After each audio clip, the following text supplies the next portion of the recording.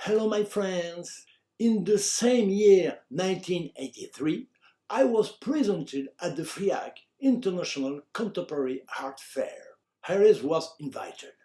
As she had no money to afford a booth and the event could not afford to be without such a celebrity, she was offered the wall in the staircase leading to the bathroom. In order to present a show painting animated with music and bringing such feelings of well-being requiring concentration, we cannot say that the place was ideal with the passage of people going to defect. Iris had a volunteer assistant that I found too light and superficial. He advised her to double the price that I had indicated in relation to my already sold paintings. As it was not sold, also an American lady was interested in the work, they lowered the price on the second day. And again on the third day. It looked good. It was not sold. On this occasion, the mayor of Paris came to visit the Grand Palais and I was introduced to him in the VIP lounge thanks to Iris. I still remember Mr. Chirac's wide and warm handshake, who looked into my eyes in such a way that I felt my political convictions, which were not on his side, wavering. Afterwards, as I was talking to his advisors about my projects, he told me to go and find the mayor, even though I knew that it was not the right time and that I would have preferred to get an appointment.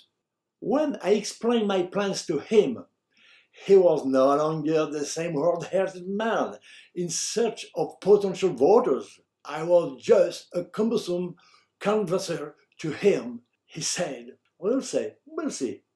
Obviously, I saw nothing.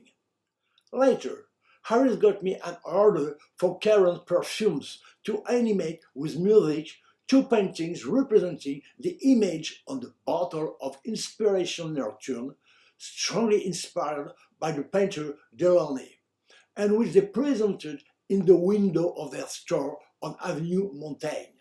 It was fun and relaxed to do something other than my research. At that time, when I was looking for all the means to link image and sound in an approach of total art, I imagined perfume canons that were talked about in the press. They were to spread different fragrances, evoking nature in relation to low sounds, medium and high, according to a whole chart I had developed. It had to be projected by hot, cold and even dry or wet fans. The nose of the perfumer, that is to say those who create the perfumes, whom I hoped would be interested in the project, warned me that the mixtures could become very unpleasant and I abandoned this idea. However, I made tests with small fans driven by music.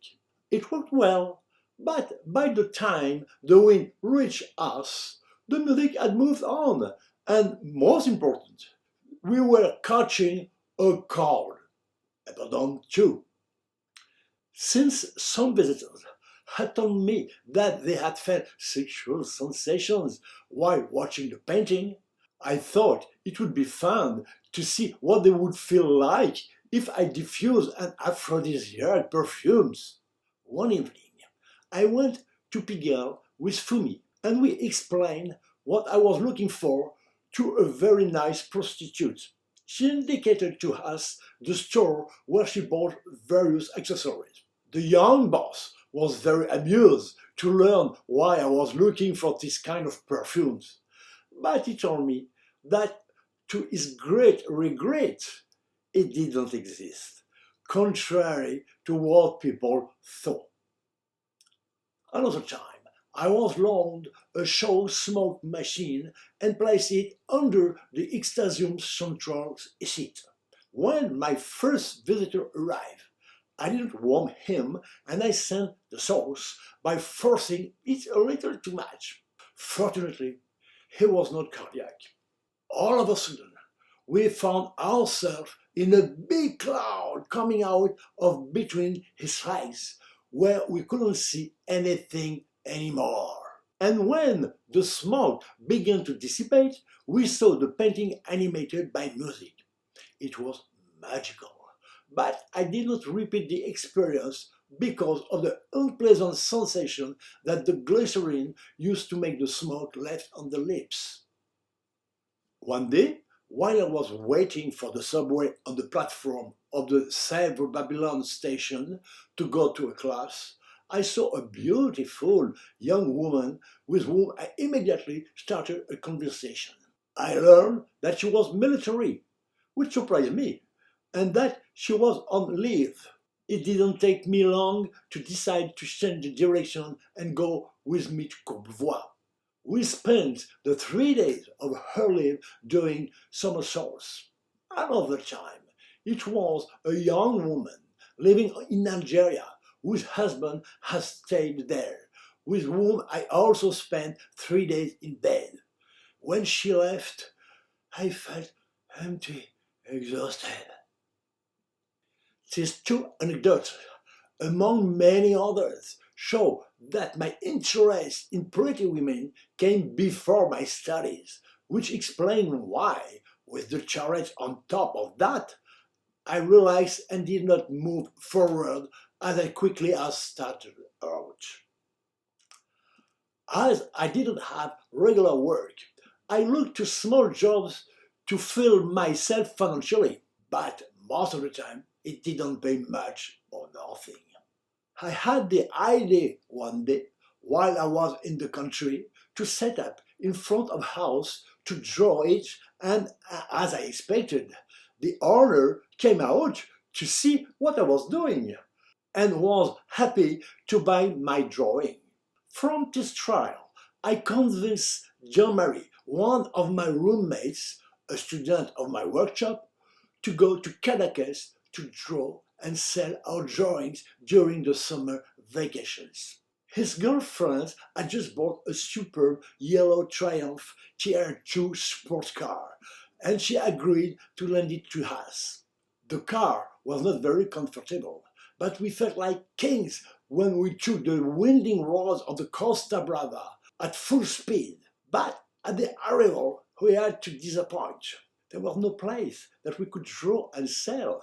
As we had no money, we slept under the stars, only rolled up in a blanket on a dirt track in the heights from where we had a superb view of Cadaqués and its small creeks. We went further south into Blanes, but nowhere could we see the private houses hidden by greenery. We resigned ourselves to drawing the landscape that surrounded us and presented our drawing on sidewalk.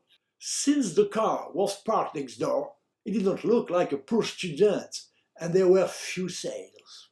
We used to sleep on the sand of the beaches, or on more comfortable dirt roads, until we met two beatniks who invited us to sleep on the straw of the abandoned mill they had found. After we had fun together for a while, we decided to go home.